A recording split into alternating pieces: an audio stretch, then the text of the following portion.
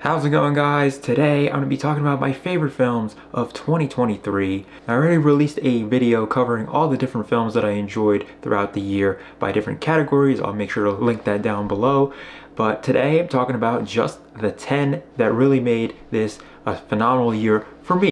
A few honorable mentions because the whole reason I even made that video is to cover all of those honorable mentions, but I wanted to narrow down the top 6 and include them here before I jump into my top 10. First honorable mention is The Boy and the Heron, a beautifully animated film that grew on me with a second watch. There's a lot going on thematically and in the story. There's certain emotions that aren't displayed physically through the character, but more so metaphorically, and I appreciated that a lot more on the second watch. It's a multi-layered film that isn't going to be for everyone because of that slow pace, but honestly, one of the best animated films of the year.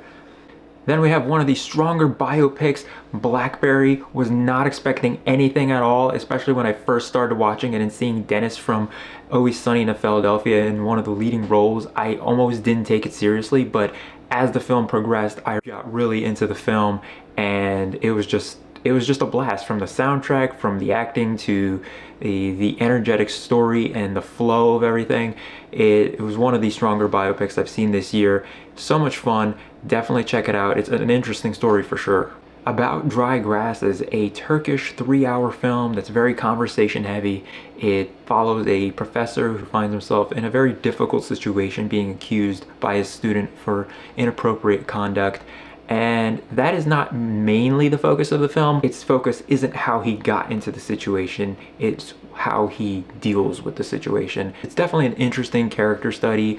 There's a lot of poetic writing here. The cinematography is stunning. Conversations feel organic, and it's just a very well-written film. Spider-Man Across the Universe, a superbly animated film that captures a lot of what worked in the first film, but is able to mix up the different genres, play around with different styles, and provide satisfying arcs for the characters we're following while introducing new ones and also setting up the events for the third film. I really hope it delivers in the third film, but the first two have been really strong. And last but not least, The Zone of Interest, a film that requires you to put a lot of effort to piece things together and make your own interpretation of what it has to say. It is a very different Holocaust film, and that is what makes it kind of stand out. The score and sound design really make up this film. It's the atmosphere that keeps you invested, and the blindness of the characters we're following, which makes this so fascinating to watch. It is a very slow-paced film. There aren't any satisfying conclusions to all the little pieces that we do follow in this, but it's definitely a film that lingers on in your mind the more you keep thinking about it. Film is not going to be for everyone. It felt slow. I kept telling myself that it's slow, but never did I feel bored by the film, and I've seen the film twice now. Alright, so those were my honorable mentions. These are all the films I was considering putting in my top 10 favorite, but there were 10 that were stronger. So let's get right to it with number 10. David Fincher's The Killer. The Killer is very simple on its premise, but what it is able to do is get you to be invested in its characters despite how cold they are. They're very mysterious. They don't do what they say to do. They have very conflicting thoughts, and that's what made me stay attached to them. The writing is really good, the cinematography is good, and the tension is just there throughout, and there's just a few conversations that really stuck with me, especially the one where the assassin is talking to Tilda Swinton's character. That was probably one of my favorite highlights of the film, as well as one action scene in particular. I think it might not be David Fincher's best film, but it's certainly one of the better action slow burn, if you want to call it. It's definitely an interesting jump into the mind of an assassin film. At number 9 is Poor Things, or as I like to call it, the more watchable Saltburn. As weird as this movie is, there's just something about the quirkiness, the comedy, the creativity that's on display. I just had a lot of fun watching this and just diving into this Frankenstein kind of reinterpretation. I really enjoyed it. Emma Stone is fantastic in this. Like, her mannerisms are just like incredible to watch. Mark Ruffalo is really great. Willem Dafoe is hilarious in this film. I absolutely loved all the scenes with him. and it's just exquisite cinematography. It's popping with color. Such an off-kilter film, but it works for a film like this, and it's just blending in a variety of different genres into this adventure about self-discovery and development. And it's just stunning to watch as it's jumping to color and then surreal paint-like aesthetic and just like the black and white. Just a one-of-a-kind film that you don't really see too often. At number 8 is Fair Play, a sizzling Wall Street thriller that's packed with some really great performances and writing to keep the viewer on the edge of their seat through this unraveling journey of the destructive force of Wall Street. The film gives us this perspective from both sides, which isn't something we always get in these types of films, and I think it was interesting to see both sides of the situation, be the third person just witnessing all of these events unfold. It's a slower paced film, but it immediately hooked me all the way up into the crazy finale, and just one of the best Netflix films of 2023. I do highly recommend people check it out. Number 7 is Monster, my favorite international film from Japan, and this is a superb film that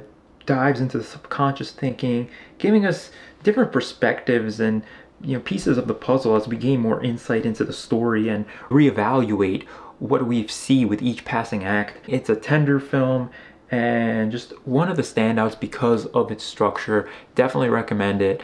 At number 6 is American Fiction, one of my favorite comedies of 2023. Jeffrey Wright, such an underrated actor. I'm really glad that he was able to knock it out of the park with this role. It's just a film that consistently made me laugh, had some witty writing, and some heartfelt moments as well, and it's able to find that balance. That's usually something that films really struggle with, balancing the really outrageous humor to the really more tender moments in the film, and I think it was handled really well, and just a film that ended on such a really great note. I've seen it twice now, and I see so much more rewatchability with it. Definitely recommend American Fiction, one of the best comedies this year. At number 5 is Oppenheimer. That's a no-brainer. It's one of the biggest films this year, and I'm a big fan of Christopher Nolan, so it was kind of a no surprise that this was a really good film and one of the better Christopher Nolan films. I've enjoyed every single one of his films, and this has just been, one of those films that has so much lasting power with so many of the strong conversations that are had in this film. And it's backed up with some incredible performances. Robert Downey Jr., Cillian Murphy, Emily Blunt, they all give it their all. It's just a fascinating character study and the strongest biopic, I think, of the year. Cinematography is immaculate. The score really is well utilized. Effects are incredible. I also like how there's some mystery at play. Like, it's not just your standard biopic. Like, we know that, the bomb is going to go off, but somehow we still remain glued to the screen because we want to see how these events unfold with these characters and this kind of nightmare that Oppenheimer is going through, realizing he's losing control of his own creation and what that means for everybody on the planet Earth. So it's a really devastating film, but it's also a very inspirational film as well. And it's one of the biggest blockbusters of the year, so it's getting all this praise for a reason. It is a slower paced film, so make sure you're awake when you watch it, but there's so much to appreciate in this film, and I'm really happy that Christopher Nolan was able to bring his vision to the big screen. And number 4 is Guy Ritchie's The Covenant. I was not expecting a Guy Ritchie film to make my top 5 because I generally don't like any of his movies. I thought the Sherlock Holmes movies were okay, they were enjoyable, but The Covenant, he's able to dial down all his craziness that he usually does. The editing wasn't annoying, and give us a slower, more realistic, grounded film. The film is held together with really good chemistry from Jake Gyllenhaal and Dar Salim. Cinematography is really strong, sound design well incorporated into it to give it some more of that oomph. And on rewatch, it's still as tense as I saw it the first time around. The tension just never disappears. It doesn't come off as some bland action military film spouting out a bunch of military jargon. It's not trying to be some action blockbuster with cliches every which way.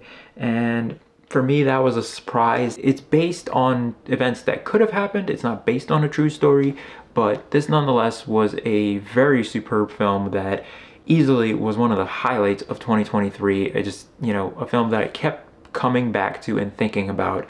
At number 3 is The Holdovers, my favorite New holiday film. I think this is such a heartwarming and charming film. It's filled with some really superb performances. Another film that blends humor and its more tender moments, and just it's such a cozy film to watch. Like I can't imagine anybody not liking this film. It is a little bit slow. It rides on the characters' conversations and putting yourself in the shoes of these characters and understanding what they're going through during the holiday season.